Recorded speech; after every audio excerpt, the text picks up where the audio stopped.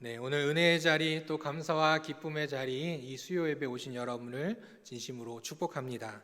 오늘 예배와 또 하나님께 주시는 말씀과 또 이어지는 기도의 시간을 통하여서 이곳에 있는 우리 모두가 하나님의 마음을 알고 하나님의 은혜를 경험하는 그런 귀한 저녁의 시간이 되었으면 좋겠습니다.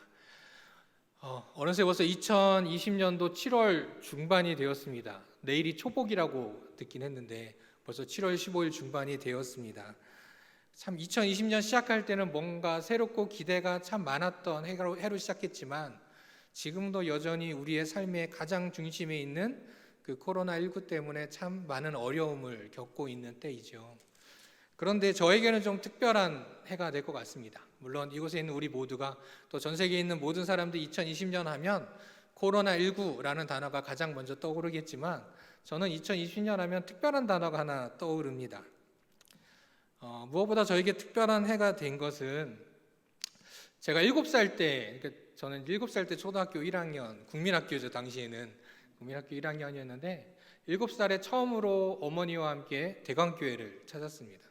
그리고 그곳에서 자라서 청소년 시기와 청년 시절을 지나고 대학 졸업과 함께 또 감사하게 교회에서 직원으로 또 저를 사용하여 주셔서 직원으로 섬기고 또 그 후에 또 은혜 가운데 안수 집사로 또 세워주셔서 교회의 귀한 사명들도 잘 감당하게 하여 주셨다가 조금 뒤늦게 신학생이 되면서 또 전도사로 불러주셔가지고 또 아이들을 섬기는 귀한 사명을 감당하게 해주셨던 저의 모습, 그리고 특별히 2020년에는 다 아시다시피 또 하나님의 부르심과 우리 성도분들의 귀한 기도와 돌보심 가운데 목사 안수를 받게 됐습니다. 참으로 감사할 따름이고 정말 오늘 그래서 사실은 목사 안수를 받고 물론 소년부 아이들에게 제가 교회학교를 맡고 있기 때문에 아이들에게는 설교를 계속 해왔지만 이렇게 어른들과 함께 설교하는 건 처음이죠. 첫 설교입니다. 그래서 정말 오늘 말씀을 준비하는데 어저께 정말 하루 종일 말씀 준비했거든요. 근데 아침에 열심히 썼는데 점심 먹고 이거 아니야! 처음부터 다시 쓰고 저녁 먹고 다시 쓰고 오늘 와서 기도하며 또 다시 쓰면서 말씀을 준비했습니다. 시작하면서 나누고 싶은 이야기는 참 목사 안수를 기도하며 준비하는 가운데 하나님께서 저에게 주셨던 마음이 좀 두 가지가 있었습니다. 하나는 뭐였냐면 그동안 대강교회에서 자라오면서 참 제가 실수를 많이 했던 모습들을 계속 떠오르게 하시더라고요. 오늘 이곳에 계신 분들 중에 뭐 그런 게 있겠어 라고 하시겠지만 아마 또 제 실수를 또 생각하고 떠올리시는 분들도 있지 않을까라는 생각을 해보게 됩니다.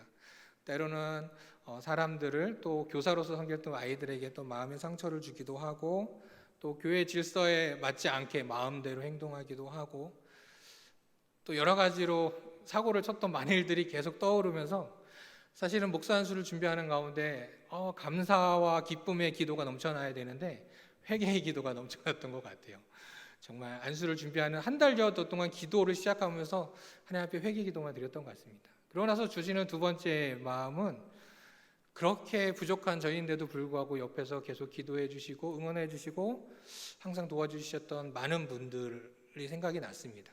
초등학교 때부터 가르쳐 주셨던 교회학교 선생님을 비롯해서 지금도 함께하는 우리 동역자들 또 사역자들과 또한 지금도 저를 위해서 기도해 주시는 많은 장로님들, 권사님들, 집사님들의 얼굴을 하나하나 떠올리면서 참 감사함을 가지게 되었습니다. 그래서 목사 안수를 받으면서 사실은 멀리 바라봤을 때는 부푼 꿈을 안고 목사가 되면 이렇게 하리라 어떤 커다란 꿈을 꿀 줄 알았는데 목사 안수를 받으면서 이 두 가지 마음이 더욱더 하나님 앞에 겸손하게 또 감사한 마음으로 준비할 수 있는 시간으로 저를 만들어 주셨던 것 같습니다. 주신 은혜에 감사드리면서 더욱 하나님께 쓰임받고 정말 한 영혼을 사랑하는 그런 목회자가 될 수 있도록 더 많이, 물론 이제는 목사가 되어 더 성도들을 위해 기도하겠지만 이곳에 있는 특별히 우리 대강교회 성도분들에게 그런 목회자가 될 수 있도록 계속적으로 기도해 주시기를 바랍니다. 7월 첫 주부터 교회학교 예배가 재개가 된 거 알고 계시죠? 이제 2주가 되었습니다. 4개월 만에 처음 만났더니요 너무 어색한 거예요. 저는 더 특별히 어색한 거예요. 왜냐하면 아이들이 3월부터 예배를 같이 만나서 드리지 않았는데 그땐 전도사님이었는데 이제 왔더니 목사님이 돼 있는 거예요. 그러니까 첫 주에 어떤 아이가 그러더라고요. 왜 목사님 되셨냐고. 그냥 왜 전도사로 있지 전도사님을 있지 왜 목사님 됐냐고. 뭐 그 의도는 모르겠지만 정말 어색하고 또 아이들도 긴장되고 거리를 두고 있는 그런 표정들, 굳어진 표정들을 봤습니다. 그래도 이제 2주가 되면서 조금씩 풀린 얼굴 표정들, 또 편안하게 대화하는 모습들을 참 보게 되었습니다.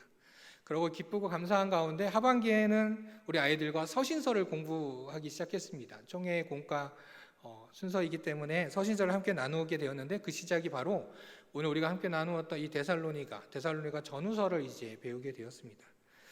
당연한 이야기겠지만 이 데살로니가 전서, 후서, 서신서들을 준비하면서 아니 그냥 교회를 향해서 쓴 편지이고 개인에게 쓴 편지인데 어떻게 이게 성경책이 돼 있지라는, 당연하지만 한 번 더 생각해 보는 시간이 되었습니다.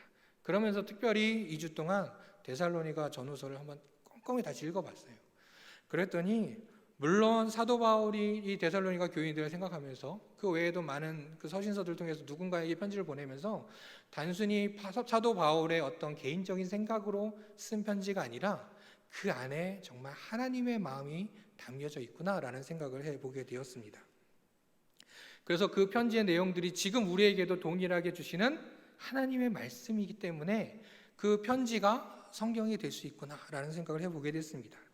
특별히 코로나19로 인해서 서로 경계하고 서로 분위기가 또한 침체되어 있는 이 상황 속에서 또 오히려 이제 교회로 향하는 많은 비난들과 경계의 화살들을 바라보면서 오늘 이 데살로니가 전서의 말씀을 통하여서 하나님께서 지금 우리에게 어떻게 또한 어떻게 살아가기를 원하시는지 한번 듣고 깨닫고 그다음 그 말씀 따라 행하는 그런 귀한 시간이 되기를 소망합니다.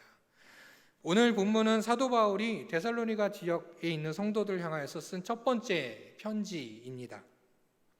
사도 바울은 이 데살로니가 교회 성도들을 바라보는 그런 눈빛이 있었는데 그 마음은 바로 새 가족을 바라보는 그런 눈으로 바라보고 있었습니다.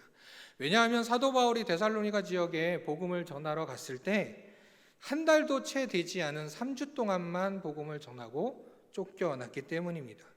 당시 복음을 전하는 것을 싫어했던 유대인들이 바로 이 사도 바울을 쫓아냈던 것이죠. 사도 바울을 향한 그 비난과 핍박들은 사도 바울이 떠난 후에 당연히 데살로니가 교회 성도들, 즉 3주 동안 복음을 들었던 그 성도들에게로 향하였습니다. 데살로니가 성도들은 갑자기 나타난 한 사람, 그 바울에게 들은 그 가르침으로 인해 믿음이 생겨났지만 한 달도 채 되지 않아 떠나버린 그 바울로 인해 더 이상 말씀을 들을 수 없게 되었고, 그로 인해서 자신들이 고난을 겪게 된 그런 상황들, 그들은 이러할 때 어떠한 행동들을 취했을까요? 바울에게 가르침을 제대로 받지도 못했는데 곧 오실 테니 그때까지 괜히 나서지 말고 고난받지도 말고 잠잠히 조용히 기다리자 말하는 사람이 있었을지도 모릅니다.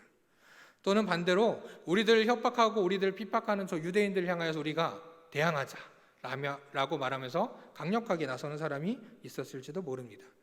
또는 그 고난을 피해서 사도 바울을 찾아 자신이 살던 곳을 떠나려고 하던 사람들도 있지 않았을까요? 혹시나 하는 이러한 생각들 때문에 이러한 사람들이 있을지 모른다라는, 또 이러한 것들이 그들에게 유익하지 않을 것이라는 그런 생각 때문에, 또한 이로 인하여서 그들의 믿음이 사라질까 염려되었던 사도 바울은 디모데를 그들에게 보내어서 그들의 상황을 알아보라고 합니다. 디모데를 통하여 그곳의 상황을 들었을 때 사도 바울은 뜻밖의 소식을 전합니다. 새 가족이어서 정말 새 가족일 수밖에 없는 3주 훈련을 받았으니까요.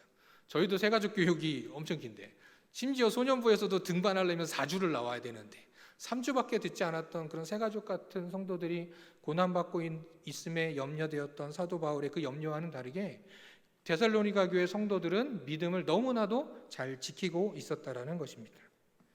그들은 복음에 있어서 철저하게 말씀을 잘 들었던 것도 아닙니다. 어떤 믿음의 어떤 훈련도 체계적으로 받았던 것도 아닙니다. 그런데 그들은 그러한 상황 속에서도 가진 고난을 받으면서도 그들의 믿음을 지키며 살아가고 있었던 것입니다. 마치 코로나19로 이전처럼 교회 사역들을 함께 하지도 못하는 상황들, 또 만나서 함께 말씀을 나누고 삶을 나누고 해야 되는데 그러지 못하는, 그리고 도리어 비난과 경계를 받는 상황에서도 믿음을 지키며 살아가고 있는 이 시대의 성도들의 모습이 연상되어졌습니다. 사도 바울은 그들이 다른 지역의 믿음의 본이 되어지고 있다며 감사와 축복의 마음을 담아 편지를 쓴 것이 바로 데살로니가 전서입니다. 그리고 그 편지의 마지막 부분에 달했을 때 그들을 향하여 다시 한번 고난의 가운데도 흔들리지 않기를 권면하고 있는 것입니다. 오늘 본문 6절 말씀에 보면 그러므로 우리는 다른 이들과 같이 자지 말고 오직 깨어 정신을 차릴지라 라고 말하고 있습니다. 영적으로 깨어 있으라고 말하고 있습니다. 영적으로 잠들어 있는 자는 어떤 사람일까요?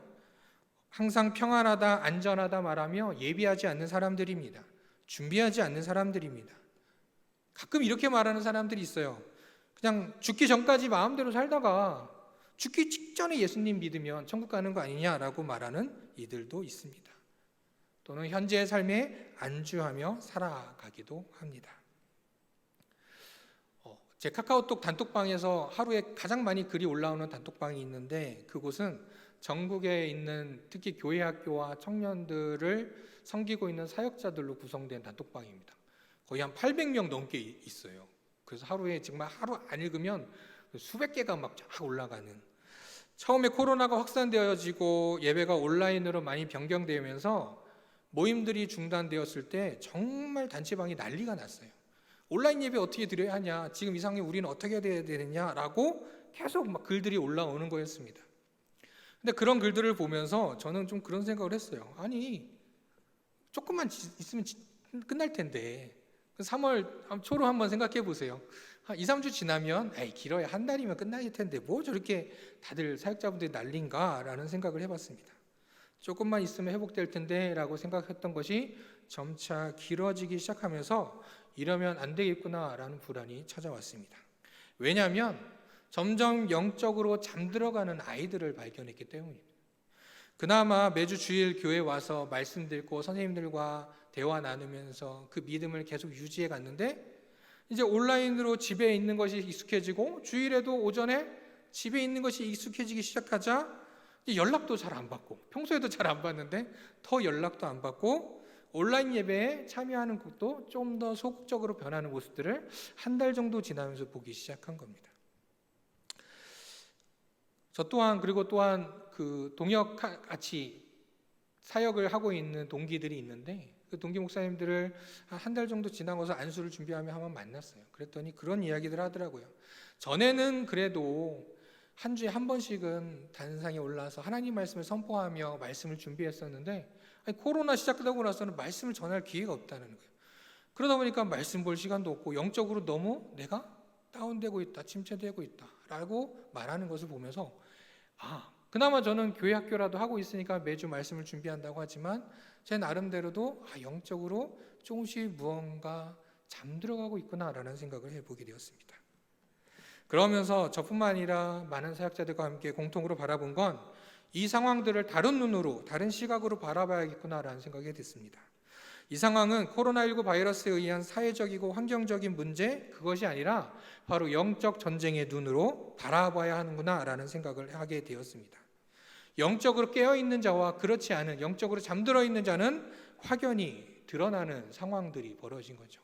한 달, 두 달, 세 달 이어지면서 정말 영적으로 깨어있는 자의 삶들과 영적으로 잠들어 있는 자들의 삶이 완전히 달라진 것들을 보게 되었습니다. 신학자인 C.S. 루이스가 쓴 스크루테이프의 편지라는 책이 있습니다.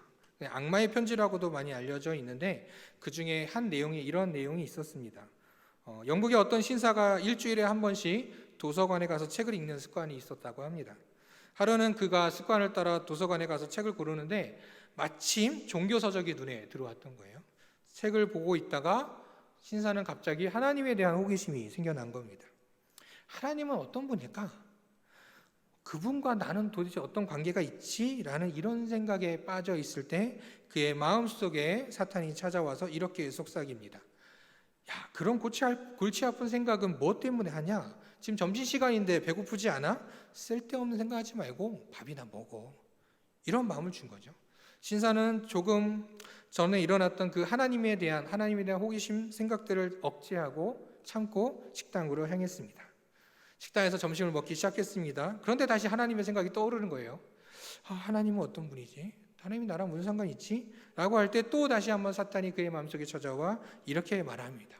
아니, 밥 먹는데 소화 안 되게 무슨 생각을 하고 그래? 일단 밥이나 먼저 먹고 생각해. 신사는 식사를 끝내고 다시 한번 하나님에 대한 생각에 깊이 잠기려고 생각에 빠지기 시작했습니다. 그때 또 사탄이 방해를 하는 것입니다. 그런 생각은 한가할 때 해도 되잖아. 이따가 집에 가서 할 일이 많으니 이따 가서 하거나 다음날 생각해봐 라고 말합니다. 결국 신사는 도서관에 찾아와서 하나님에 대한 아무런 생각도 하지 못하고 아무런 지식도 얻지 못한 채 도서관을 나와 집으로 돌아갔다고 합니다. 집을 돌아가는 그 신사의 뒷모습을 보며 사탄은 미소를 띄었다라고 말하고 있습니다. 지금 우리에게도 이렇게 속삭이고 있지는 않습니까? 조금만 지나면 다 정상이 될 텐데, 조금만 있으면 회복될 텐데, 조금만 기다리면 되지, 뭐하러 그렇게 급하게 달려가냐라고 우리에게 말하고 있지는 않습니까? 우리는 깨어 있어야 합니다. 그냥 이 상황이 빨리 지나가고 회복되어지기를 기다리며 잠들어 있으면 안 된다라는 것입니다. 데살로니가 성도들이 깨어 있을 수 있던 것은 고난 중에서도 바로 사도 바울의 그 가르침을 하나님의 말씀으로 받아 그 하나님의 말씀을 붙들고 살았기 때문입니다. 지금 우리는 영적으로 깨어 있습니까? 그래도 참 돌아보며 감사한 것은 우리가 영적으로 잠들게 될지도 모를 그런 영적 전쟁의 순간에 그래도 우리 교회에서 때마침 준비하였던 또 출애굽기 성경 공부와 또 큐티 세미나를 통해서 말씀을 더욱더 붙드는 시간들, 또 온라인 예배 때 예배를 통하여서 더 사모하는 마음을 갖게 되었다는 성도들의 모습을 보면서 참 다행이구나, 감사하구나 라는 생각을 하게 되었습니다. 적어도 이 시간 예배에 나와 참여한 모든 분들, 이 시간도 하나님의 말씀을 듣는 모든 분들은 정말 하나님의 말씀을 사모하고 있기에 영적으로 깨어 있는 줄을 믿습니다. 코로나19의 상황들이 우리를 제한하고 우리를 멈추게 하려 하여도 영적으로 더욱 깨어 말씀을 더욱 사모하며 믿음을 지켜나가는 우리 대강교회 우리 모두가 되기를 간절히 소망합니다. 그런 의미에서 요즘엔 TV에서 그런 거 많이 한다고 하더라고요. 드라마 정주행, 하루 동안 드라마 1편부터 끝편까지 최종화까지 한번 이제 7, 8월 잠시 쉬었다가 하반기에 또 성경 공부가 이어갈 텐데 아무것도 없으니까 그냥 주중에 그냥 보내자라고 하지 마시고 한번 출애굽기 성경 공부 정주행을 하루 이틀 정도 한번 달려보시고 큐티 세미나 정주행을 한번 해보시면 그 안에서 또다시 새로운 말씀의 은혜를 받는 시간이 되지 않을까라는 생각을 해보게 됩니다.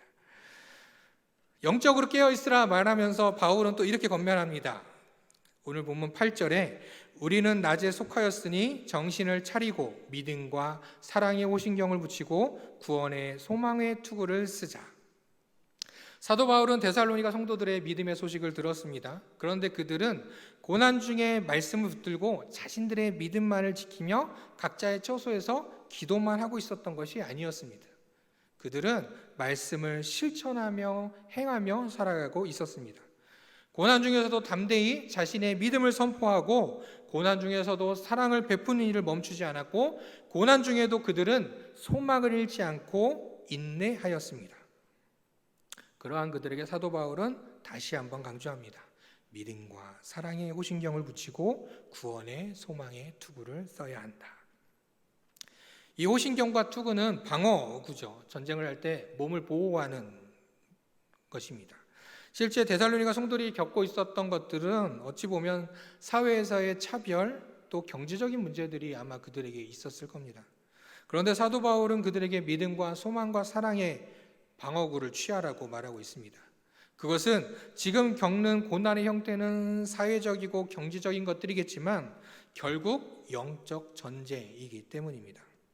코로나19와 함께 우리 사회는 사회 속에서 경제적인 어려움을 겪는 사람들이 참 많아졌습니다.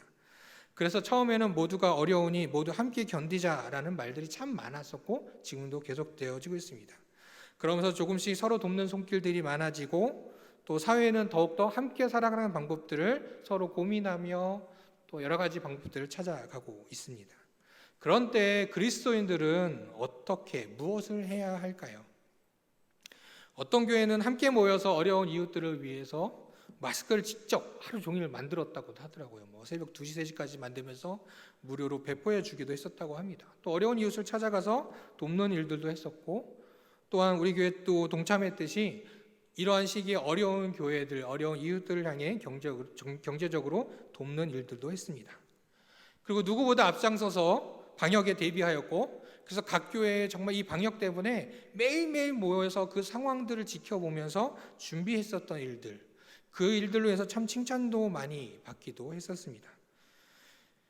그런데 방역을 철저히 해서 확진자가 다녀간 수백 명의 교회에서 감염자가 한 명이 없었던, 또 방역을 철저히 하고 있는 많은 교회들은 기사에 실려도 잠깐 하루 그치고 만대 반해서 부주의한 몇몇의 교회 모습들이 마치 전국 교회 모습인 양 다른 기사들은 매일매일 올라오고 있는 상황이 되어갔습니다. 이것은 우리가 사회 속에서 다투어야 할 사회적인 문제가 아니라 바로 우리가 헤쳐나가야 할 영적 문제라는 것입니다. 이 영적의 전쟁의 현장 속에서 지금 우리가 해야 될 것은 무엇일까요? 그것은 다툼과 분노가 아니라 바로 믿음과 소망과 사랑을 실천하는 것입니다. 왜 그래야 할까요? 9절 10절 말씀에 이렇게 쓰여져 있습니다. 하나님이 우리를 세우심은 노하심에 이르게 하심이 아니요 오직 우리 주 예수 그리스도로 말미암아 구원을 받게 하심이라. 예수께서 우리를 위하여 죽으사 우리로 하여금 깨어있든지 자든지 자기와 함께 살게 하려 하셨느니라. 그렇습니다. 우리는 구원을 은혜로 받은 자들이기 때문이다. 그 은혜로 더불어 영적 전쟁 속에서 힘과 권력이 아니라 오직 받은 은혜 따라 믿음과 소망과 사랑을 실천하는 자들이 되어야 한다는 겁니다. 역사 속에서 세상이 어려울 때면 영웅들이 등장한다고 하죠. 그럼 영적 전쟁에서는 어떤 영웅들이 필요할까? 저는 그리스도인들이 등장해야 된다라고 생각합니다. 바로 깨어있는 우리가 지금 믿음을 보이고 소망을 주며 사랑을 실천해야 합니다. 그래서 더 이상 그리스도인이 경계의 대상, 비난의 대상이 아니라 예수님을 닮아 세상의 소망이 되어야 한다는 것입니다. 그러기 위해서 나중에 조금 상황이 괜찮아졌을 때, 좀 좋아졌을 때, 분위기가 좋아졌을 때 그때 하는 것이 아니라 바로 지금 우리 그리스도인의 모습을 보여야 한다는 것이죠. 마태복음 5장 16절 제가 참 좋아하는 말씀인데요. 이같이 너희 빛이 사람 앞에 비치게 하여 그들로 너희 착한 행실을 보고 하늘에 계신 너희 아버지께 영광을 돌리게 하라라고 말하고 있습니다. 물론 이전처럼 누군가 대면하기 어렵다 보니까 참 뭔가 실천하려고 해도, 사랑을 전하려고 해도, 그리스도의 모습을 보이려고 해도 참 어려운 것을 또 보게 됩니다. 하지만 분명 이런 상황 속에서도 하나님께서 우리 그리스도인들이 드러나며 우리가 해야 될 일들을 분명히 알려주시리라 믿습니다. 어렵겠지만 조금씩 믿음과 소망과 사랑을 실천하며 그 방법들을 찾고 행하여서 오직 하나님께 영광 돌리는 우리들 모습이 우리 모두가 되기를 간절히 소망합니다. 앞에서 말했던 대로 복음을 접한 것이 얼마 되지 않는 데살로니가 교회는 주변 지역의 믿음의 본이 되었습니다. 데살로니가전서 1장 7절 8절에 사도 바울은 이렇게 말하고 있습니다. 그러므로 너희가 마게도냐와 아가야에 있는 모든 믿는 자의 본이 되었느니라. 주의 말씀이 너희에게로부터 마게도냐와 아가야에 들릴 뿐 아니라 하나님을 향하는 너희 믿음의 소문이 각처에 퍼졌으므로 우리는 아무 말도 할 것이 없노라. 너무너무 참 칭찬하고 바울은 너무너무 기뻤을 겁니다. 바로 그들은 말씀 가운데 신앙 공동체로 서로 함께 하였기 때문에 이런 일이 가능했습니다.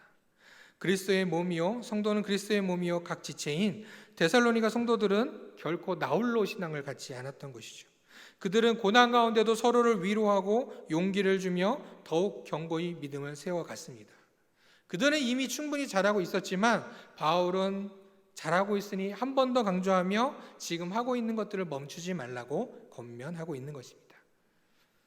오늘 본문 11절에 그러므로 피차 권면하고 서로 덕을 세우기를 너희가 하는 것 같이 하라 라고 말하고 있습니다. 이 코로나19가 시작되면서 사용되어진 많은 단어 중 하나가 공동체라는 단어입니다. 사회에서 참 많이 불려지는 것 같아요. 왜냐하면 갈수록 코로나19로 인해서 사람들이 분열되어지고 서로 경계하게 되었기 때문이죠. 그러다 보니까 때로는 좀 슬픈 소식도 듣게 되고 아픈 소식도 듣게 됩니다. 서로 미워하고 다투고 싸우던 모습들. 그러면서 함께 이겨냅시다, 서로를 배려합시다 라는 말들이 많아지면서 이를 대변하듯이 우리는 사회적 공동체다, 우리는 공동체다라는 그런 문구들이 많이 보여지기 시작한 겁니다. 하물며 구원의 은혜로 모인 우리 신앙 공동체인 교회가 만약에 나홀로 신앙으로만 멈춰져 있다면, 그냥 하나님 말씀 붙들고 내 신앙만 잘 지키자라고 하면 안 될 것입니다. 하나님 말씀 따라 성도는 그리스도의 몸이요 각각의 지체라고 하고 있습니다. 모두가 힘들고 어려운 지금 서로 돌아보고 위로하고 격려하는 것이 바로 신앙 공동체인 우리 교회가 해야 될 일이라는 것이죠. 그러나 참 쉽지 않은 것 같습니다.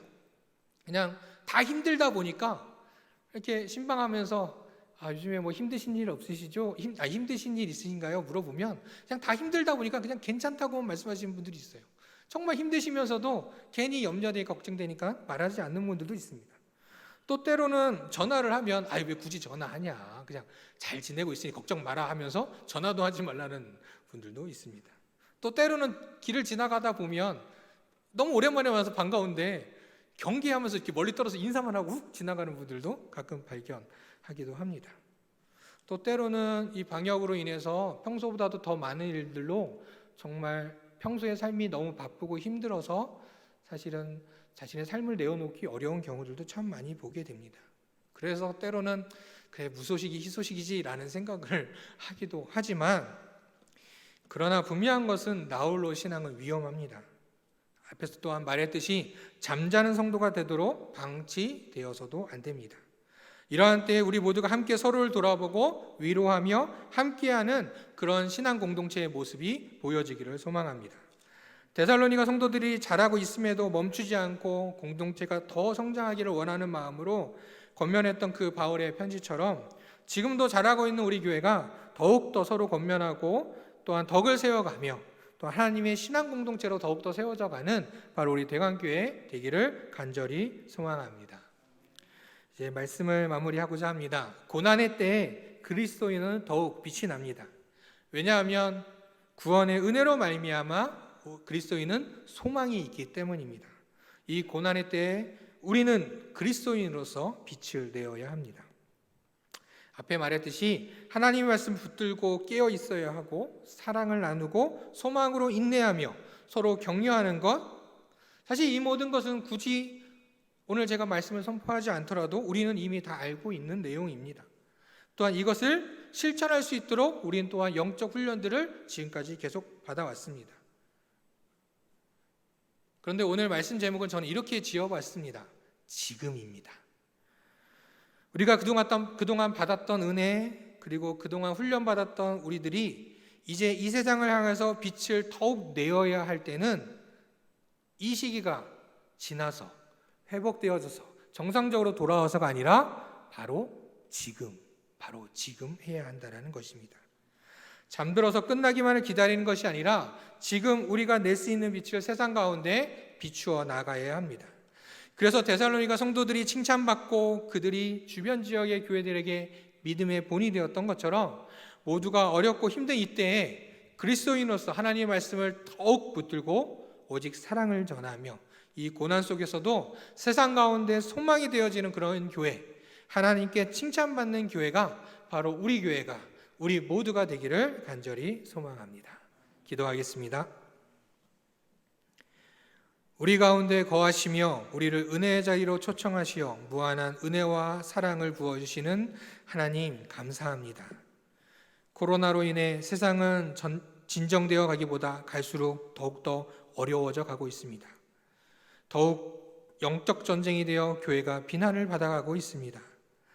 세상에 빛이 되고 소망이 되라 우리에게 말씀하셨지만 잠시 영적으로 잠들어 우리가 빛을 잃고 소망을 잃어가고 있진 않았는지 우리의 삶을 한번 돌아보기 원합니다. 하나님, 데살로니가 교회처럼 우리도 세상 가운데 소망이 되고 본이 되는 교회가 되게 하여 주시옵소서. 하나님의 말씀을 사모하며 그 말씀으로 깨어 정신을 차리고 세상 가운데 빛을 밝히는 우리가 되게 하여 주시옵소서. 그래서 우리가 살아가는 사회 속에 하나님의 나라를 이루게 하시고 하나님의 영광을 나타내게 하여 주시옵소서. 바로 지금 일어나 세상을 향하여 그리스도인으로 살아가게 하여 주시옵소서. 세상 속에 소망을 전하는 우리들 되게 하여 주시옵소서. 무엇보다 이러한 상황 속에 영적으로 잠들어 있는 성도들을 깨워주시고 다시 한번 하나님의 말씀으로 서게 하여 주시옵소서. 하나님, 우리의 삶은 힘들고 어렵습니다. 그러나 이 모든 것이 하나님의 때임을 기억하며 오직 하나님을 의지함으로 말씀 따라 행하는 우리들 되게 하여 주시옵소서. 이어지는 기도의 시간을 통하여서 우리가 나아갈 바를 알려주시고 드려지는 모든 기도가 하나님 앞에 상달되어져서 그 기도의 응답을 듣고 감사가 넘쳐나는 우리가 되게 하여 주시옵소서. 우리의 처음과 나중 되시며 우리의 참주인 되심을 고백합니다. 우리를 사랑하시는 우리 주 예수 그리스도의 이름으로 기도합니다. 아멘.